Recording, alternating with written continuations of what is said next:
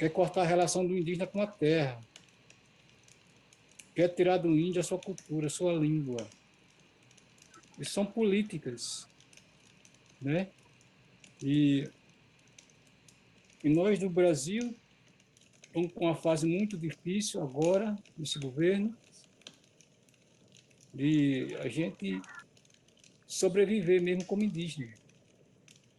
É não ter direito de exercer essa cultura. É isso que é meu medo, né? E a terra é tão importante para o indígena, e essa terra não está tendo uma política de demarcação séria.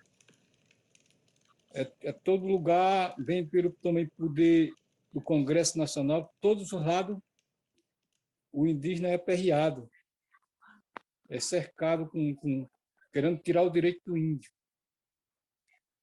Então é muito difícil ser indígena hoje no Brasil.